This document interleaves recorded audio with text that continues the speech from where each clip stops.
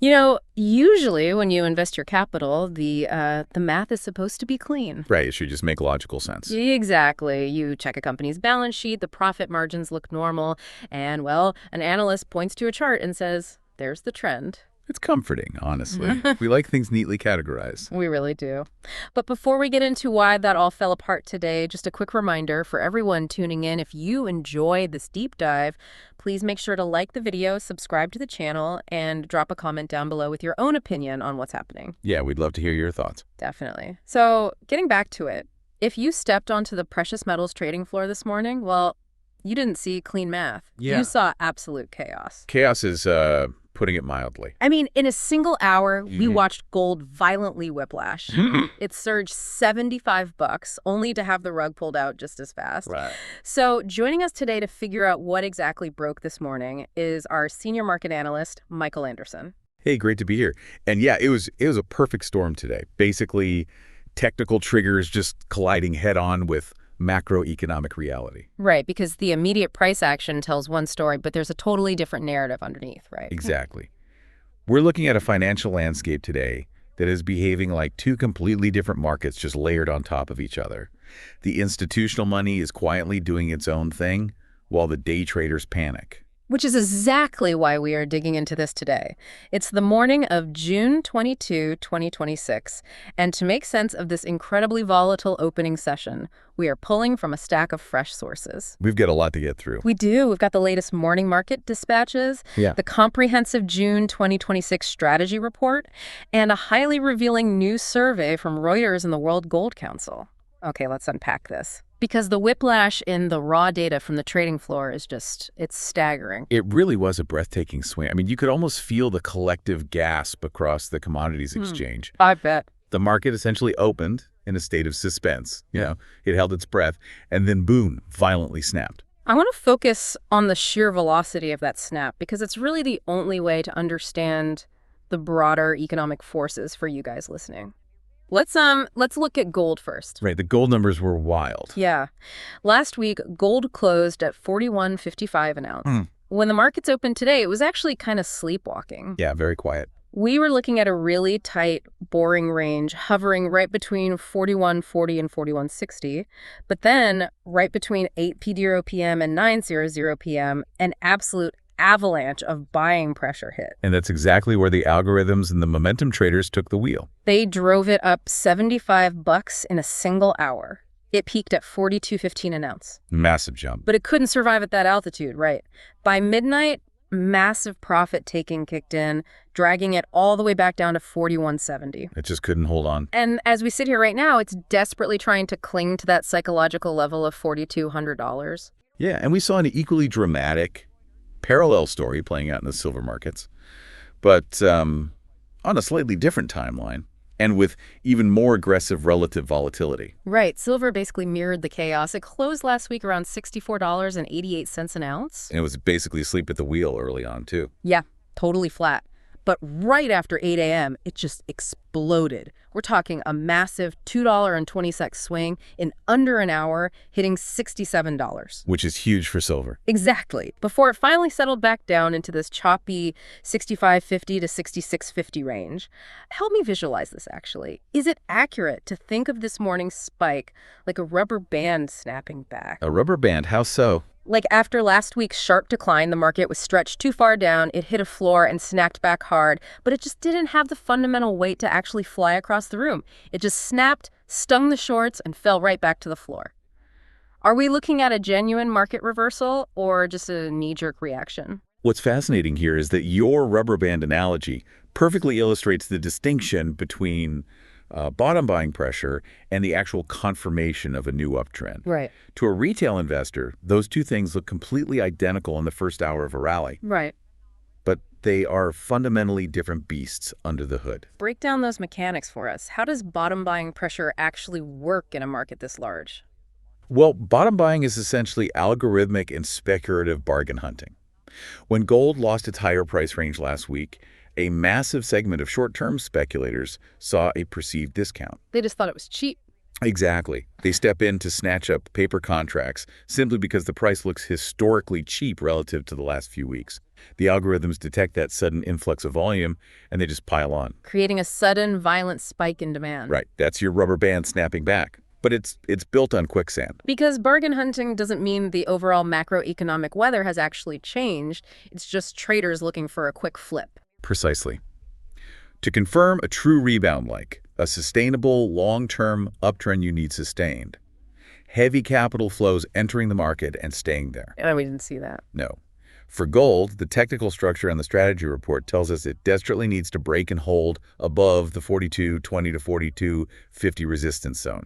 It has to prove it can survive at that altitude. Until it does, this is just a technical bounce. Got it. Now, if gold's reaction was just a rubber band snapping back, silver's chart looks like it's actually trying to build a staircase. Why is silver holding its ground better after the whiplash? Silver's market structure is currently showing much more resilience than gold's. If silver can maintain its footing above that $65.5 mark, the probability of further upward expansion is mathematically much higher. So it's not just snapping back. No, it didn't just snap back. It's actively trying to build a new floor of support. Which naturally brings us to the macroeconomic gravity pulling that rubber band back down. Because if there was so much aggressive buying energy in that single hour, why did it evaporate by midnight? What exactly killed the rally?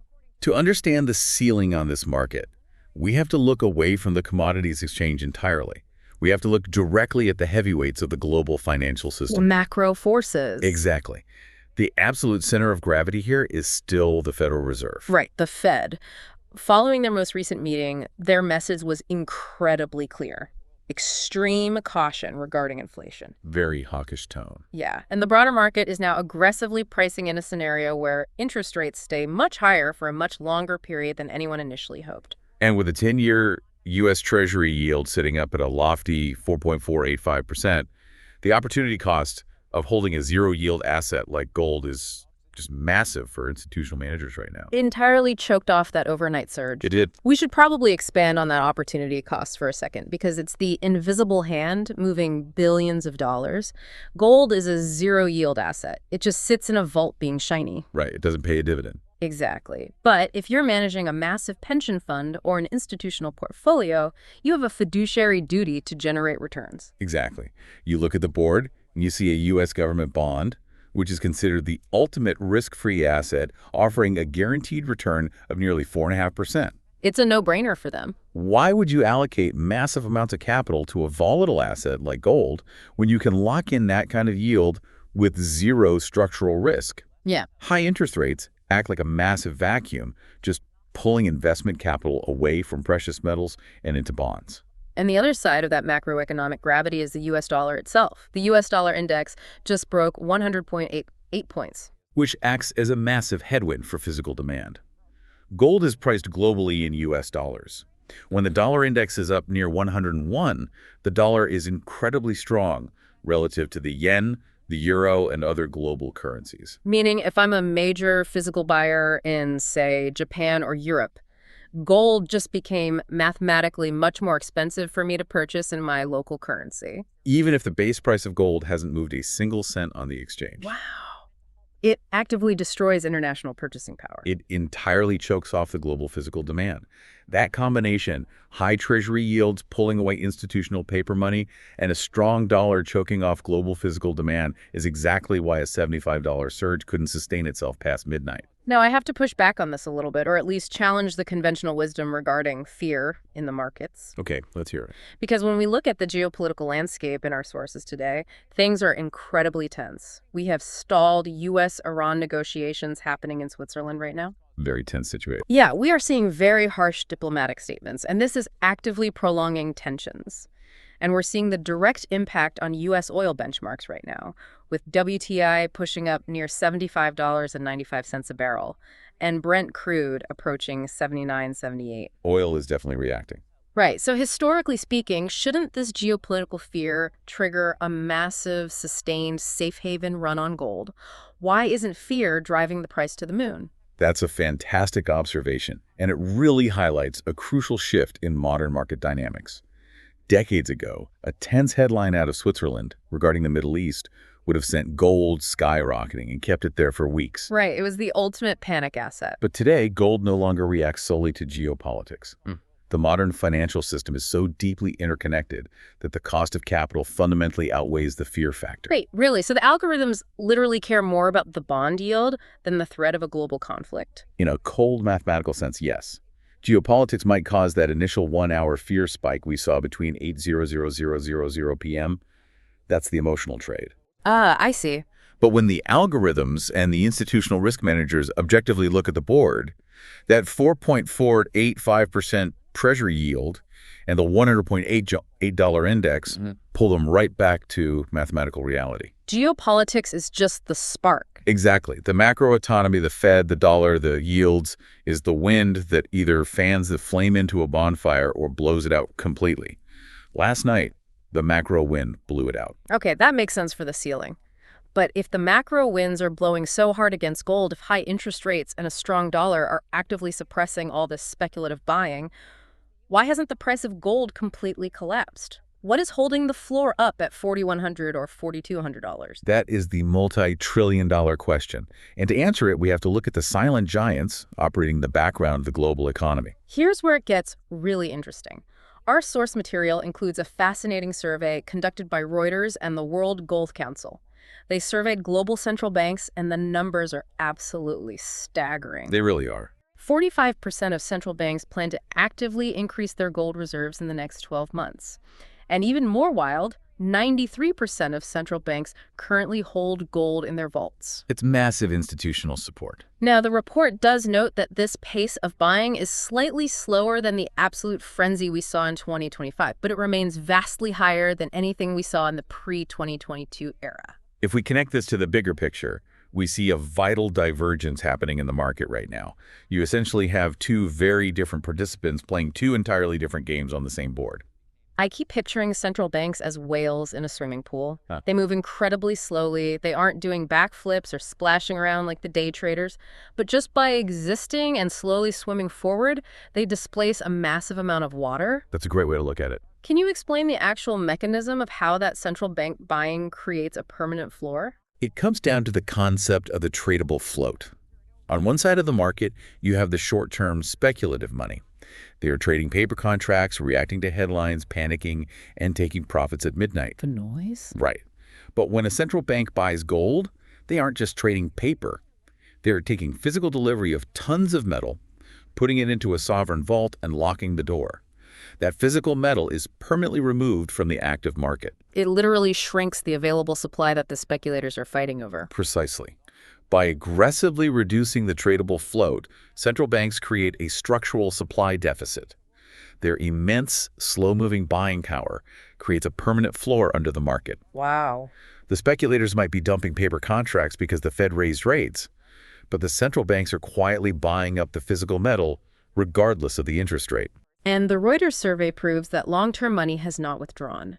Despite historically high prices, despite a strong dollar, 45% of central banks are still accumulating. That safety net is what prevents a total market collapse when the speculators run for the exits. Exactly. We also need to factor in silver's unique role in this broader picture. As we noted, silver is currently outperforming gold, and our sources point to its dual engine as the primary reason. Right. Silver is both a monetary safe haven metal and a critical industrial commodity. But how does a high interest rate environment impact that industrial side? Doesn't a cooling economy hurt industrial demand? It creates a fascinating tug-of-war, really. Silver benefits from the same financial safe haven flows that gold does, but it is heavily supported by massive structural expectations for industrial demand. Like what, specifically? Specifically in green energy, solar panels, electronics, and medical devices. Even if the Fed's high interest rates temporarily cool the broader economy and weaken the financial demand for precious metals, the global transition to green energy keeps the industrial demand engine humming. That makes total sense. Yeah, it provides an extra layer of structural support for silver that gold simply doesn't possess. So we have mapped out the entire battlefield here. We have the ceiling, which is the Federal Reserve's high interest rate gravity pulling prices down. And we have the floor, which is the relentless accumulation by global central banks, reducing the float and holding prices up. That's the setup. If you're watching these charts this week, what does this all mean for how you actually navigate the market? What is the playbook? The playbook right now requires immense emotional discipline. In the short term, all the data points to a high probability of sharp, continued fluctuations. It's going to be a bumpy ride. Very bumpy. The market is trapped in a vice between that macroeconomic ceiling and the central bank floor, and the price is going to bounce violently between them. The strategy report lays out some very specific support zones that we need to be watching. For gold, the critical floor to monitor is between 41.40 and 41.70. For silver, that support line is drawn right at $65.50. And we really need to watch those levels. And the analysts explicitly warn that a mid to late week correction is highly possible. Which tells us that while the broader multi-year upward trend hasn't been broken, it has absolutely been stalled. The institutional flow of money is cautious right now.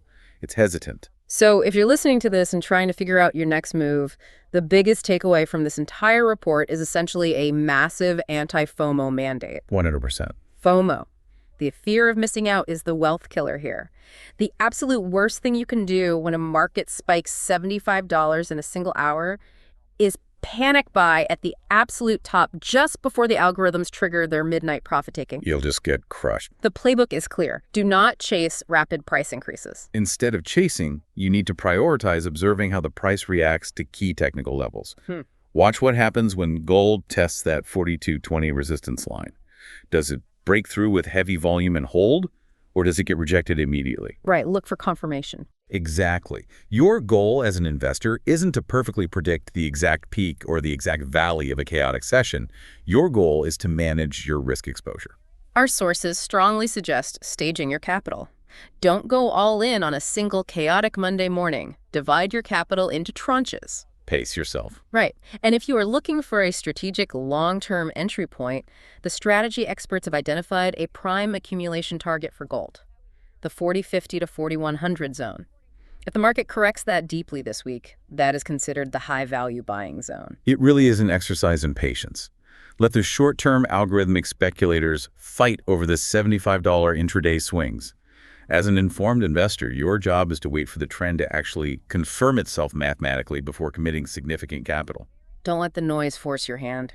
So let's briefly recap the core journey we've been on today. We started by looking at a massive, chaotic, early week price boom in both gold and silver. A huge technical bounce. Right, driven by algorithmic bargain hunters, rather than the start of a brand new, sustained macroeconomic trend. The market is currently in a state of suspended animation. It is entirely trapped. Trapped beneath the heavy ceiling of the Federal Reserve's high interest rates, combined with a dominant U.S. dollar sitting above 100.88.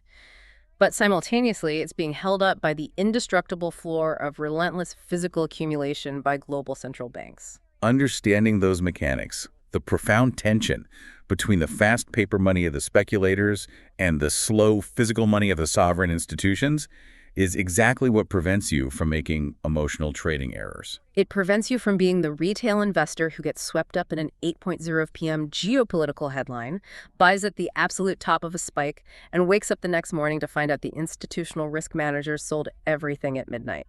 The worst feeling in the world. Truly. But you have the map now, you know where the support zones are, and you understand the macro forces actually driving the bus. But before we wrap up today's analysis, there's one final piece of this puzzle that I want to leave you with. A thought to mull over as you watch the charts bounce between these extremes this week. Lay it on us. What's the lingering question? Well, we established from the Reuters survey that 45% of the world's central banks are aggressively planning to buy physical gold over the next 12 months, and 93% already hold it in their vaults. Yeah, massive numbers. They are actively draining the global float right now, today, despite historically high prices, despite a massive 4.485% treasury yield, and despite a dominant strong dollar. Which completely defies the short-term algorithmic logic we just discussed. They are buying when the math says they should be holding bonds. Exactly. So the provocative question is this. If the most informed, powerful financial institutions on Earth are steadily locking away physical gold under these specific economic conditions, wait, no, I mean under these exact conditions, what exactly do the central banks believe about the long-term future of government-issued fiat currency that the rest of the speculative market is completely ignoring? Wow. That is a chilling and deeply fascinating question to end on. It brings us right back to our opening thought. We all want the market to be a clean, crisp, logical white line on a chart. But the reality is a murky, deeply complex chess match. And the central banks are clearly playing a completely different game than the day traders. A game that requires looking decades, not hours, ahead. Thank you all for joining us on this deep dive into the morning of June 22, 2026. Keep your eyes on those support zones, stage your capital patiently, and above all, remember to keep questioning the consensus. And don't forget to like, subscribe, and comment before you go. Until next time.